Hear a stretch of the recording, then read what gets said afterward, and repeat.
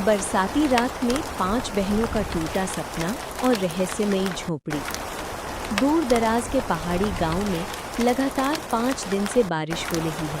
5 बहनें रीना, कविता, पूजा, सीमा और नेहा अपनी बीमार माँ सावित्री देवी के साथ एक पुराने टूटे घर में फंसी हुई हैं।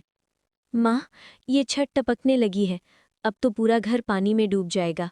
बेटी, जितनी देर तक रह सकते हो रह लो, बाहर तो तूफान और ज्यादा खतरनाक है। माँ, घर की दीवारों में दरारें बढ़ती जा रही हैं, अगर छत गिर गई तो हम सब मर जाएंगे। दीदी, अब क्या करें, खाना भी तो खत्म हो गया है, 2 दिन से कुछ नहीं खाया हमने। मेरे पास बस थोड़ा सा चावल बचा है, लेकिन आग कहाँ जलाएंगे, लकड़ियाँ सब गीली हैं। काश हमारे पापा जिंदा होते, वो कुछ ना कुछ जुगाड़ निकाल लेते। रो मत पूजा, हमें कुछ सोचना होगा। माँ, हम जंगल की तरफ चलें क्या? शायद वहाँ कोई सूखी जगह मिल जाए। जंगल में? बेटा, रात हो गई है, वहाँ जानवर हैं और तूफान भी तो है। लेकिन यहाँ रुकना मौत को बुलाना है। देखो, दीवारें गिरने लगी हैं। अचानक जोर की आवाज़ होती है। घर का एक कोना ढह जाता है, पानी अंदर भरने लगता है। भागो, सब भागो बाहर, माँ को संभालो। सभी अपनी माँ को सहारा देकर बारिश में निकलती हैं। चारों तरफ सिर्फ पानी, अंधेरा और बिजली की कड़क है। दीदी, अब हम कहाँ जाएं? यहाँ तो रास्ता भी नहीं दिख रहा। वो देखो उधर, पहाड़ी के उस पार कुछ दिख रहा है, जैसे कोई झोपड़ी हो। झोपड़ी? इस सुनसान जंगल में? दीदी, मुझे डर लग रहा है। डरने का वक्त नहीं है, चलो वहीं चलकर देखते हैं। अगर कोई है तो मदद मांग लेंगे। सभी भीगती हुई उस झोपड़ी तक पहुंचती हैं। झोपड़ी आधी टूटी हुई है, लेकिन अंदर से हल्की रोशनी झलक रही है। कोई है यहाँ? दरवाजे पर खटखटाती है। अंदर से कराहने की आवाज़ आती है। कौन है वहाँ? रीना। हम बारिश में फंसे हुए हैं, माँ बीमार है, बस एक रात रुकने की जगह चाहिए। दरवाज़ा धीरे धीरे खुलता है। अंदर एक बूढ़ी औरत खड़ी है, सफ़ेद बाल, गीला कपड़ा और आंखों में अजीब चमक। अंदर आ जाओ बेटियों, बाहर मौत है। सभी अंदर जाती हैं। झोपड़ी में सूखी लकड़ियों की महक है, दीवारों पर पुराने तावीज़ लटके हैं। सीमा। माँ, अब कुछ देर तो चैन मिलेगा। नेहा। दादी, आप यहाँ अकेली रहती हैं? मुस्कुराकर। हाँ, अकेली, लेकिन तुम जैसी बहनें मिल गई तो अकेलापन भी चला गया। रीना। आपका नाम क्या है दादी? मेरा नाम गायत्री माई है।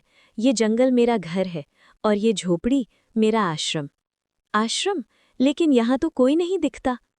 पहले था बेटी, यहाँ 20 बरस पहले बहुत लोग रहते थे, लेकिन फिर एक रात ऐसी आई कि सब चले गए।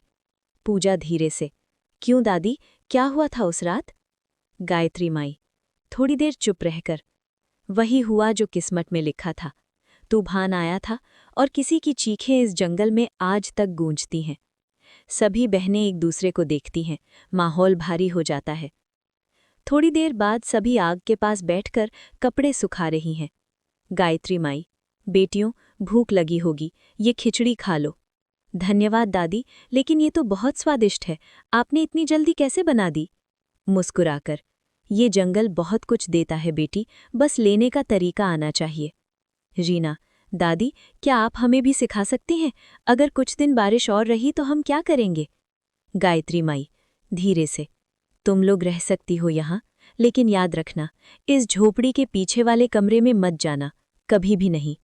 कविता चौंक कर। क्यों दादी? क्योंकि वहाँ वो रहता है जो कभी गया नहीं। सभी सहम जाती हैं। वो कौन? गायत्री माई धीरे से। जिसकी लाश इस झोपड़ी में दफन है। सन्नाटा छा जाता है। क्या मतलब दादी? खाना खा लो बेटियों, रात बहुत हो गई, बाकी बातें सुबह बताऊंगी। गायत्री माई उठकर दूसरे कमरे में चली जाती हैं। बहनें धीरे धीरे डर के साए में सो जाती हैं। बाहर बिजली चमक रही है। रात, तेज हवा चल रही है। नेहा की नींद खुलती है। उसे पीछे वाले कमरे से कुछ खुरचने की आवाज आती है। दीदी, कविता दीदी, सुनो ना। क्या हुआ नेहा? वो आवाज आ रही है उस कमरे से, जैसे कोई जमीन खोद रहा हो। शायद हवा होगी, सो जाओ। फिर वही आवाज, खिरखर, ठक ठक ठक। अब तो साफ सुनाई दे रही है, ये हवा नहीं है। मुझे डर लग रहा है दीदी। चलो देख लेते हैं, अगर दादी सो रही हैं तो शायद कोई जानवर अंदर घुस आया हो। सभी धीरे से उठकर उस कमरे की तरफ बढ़ती हैं। दरवाज़ा आधा खुला है, अंदर अंधेरा और मिट्टी की सौंधी गंध है। दीदी, अंदर कोई है? रीना, टॉर्च जलाकर। देखो, ये तो जमीन खुदी हुई है। सीमा, और ये क्या, हड्डियाँ? सभी चीख उठती हैं। गायत्री माई अचानक पीछे से प्रकट होकर, कहा था ना बेटियों, उस कमरे में मत जाना। पूजा, दादी, ये किसकी हड्डियां हैं? गायत्री माई धीरे से, मेरे बेटे की, जिसे गांव वालों ने चुड़ैल का बेटा कहकर जला दिया था। सभी सन। कविता, दादी, आपको क्यों चुड़ैल कहा? गायत्री माई, क्योंकि मैं जड़ी बूटियों से इलाज करती थी। एक दिन जमींदार का बेटा बीमार पड़ा, मैंने बचाने की कोशिश की, पर वो मर गया। तब लोगों ने कहा गायत्री माई ने बलि ली है। रीना, कितना अन्याय हुआ आपके साथ। हाँ बेटी, और उस रात मेरे बेटे को जिंदा जला दिया गया, तब से वो कभी गया नहीं। अचानक हवा चलने लगती है, दीवार पर लटके ताबीज हिलने लगते हैं। नेहा, दादी, ये हवा नहीं है, कुछ तो है यहाँ। गायत्री माई धीरे से, डरना मत, वो किसी को नुकसान नहीं पहुंचाता जो सच्चे दिल से आता है। झोपड़ी में अचानक ठंडी हवा चलती है। दीवार पर एक पुरानी फोटो लटकती है जिसमें वही लड़का मुस्कुरा रहा है। बारिश थम चुकी है, पेड़ों से पानी टपक रहा है। सावित्री देवी, गायत्री माई, आपने हमारी जान बचाई। अगर आपकी झोपड़ी न होती तो हम शायद जिंदा न होते। गायत्री माई, मेरा भी तो कोई नहीं था बेटियों, अब तुम सब हो। रीना, दादी, हम ये झोपड़ी ठीक कर देंगे, अब ये हमारी भी जिम्मेदारी है। कविता, हाँ, हम इसे फिर से बसाएंगे, गायत्री आश्रम के नाम से। नेहा, और मैं यहाँ बच्चों को पढ़ाऊंगी, कोई भी बच्चा बिना पढ़े नहीं रहेगा। पूजा, मैं जंगल की जड़ी बूटियों से दवा बनाऊंगी, आपके काम को आगे बढ़ाऊंगी दादी। सीमा, और मैं इस झोपड़ी के लिए फर्नीचर बनाऊंगी, अब ये सच में घर बनेगा। गायत्री माई आंखों में आंसू लेकर, तुम सब में मुझे अपना बेटा दिखाई देता है, मेरा मोहन। हल्का हवा का झोंका आता है, फोटो झूलती है और दीवार से गिरती नहीं, जैसे किसी ने थाम ली हो। कुछ दिन बाद अब झोपड़ी पूरी तरह ठीक हो चुकी है। सब बहनें हंसती बोलती वहां रहती हैं। रीना, देखो ना, अब ये झोपड़ी कितनी खूबसूरत लग रही है। कविता, हाँ, और अब ये जगह डरावनी नहीं लगती। सावित्री देवी, ये सब गायत्री माई की ममता है बेटियों। अचानक गायत्री माई बाहर से आती हैं, हाथ में एक पुराना डिब्बा लेकर। बेटियों, ये मेरे बेटे का है, इसमें उसकी आखिरी निशानी है, इसे संभाल लेना। रीना डिब्बा खोलती है, अंदर एक लकड़ी का छोटा खिलौना और एक अधजला पत्र। रीना पत्र पढ़ते हुए, माँ, अगर मैं लौट कर ना आऊं तो किसी दिन कोई बेटी आकर तुम्हारा दर्द जरूर मिटाएगी। सभी के आंसू छलक जाते हैं। कविता, वो भविष्यवाणी सही निकली दादी, हम वही बेटियां हैं। गायत्री माई धीरे से मुस्कुराती हैं, हाँ, अब मैं चैन से जा सकती हूँ। पूजा, क्या कह रही हैं दादी, आप हमें छोड़कर नहीं जाएंगी? हर आत्मा को एक दिन शांति मिलती है बेटी।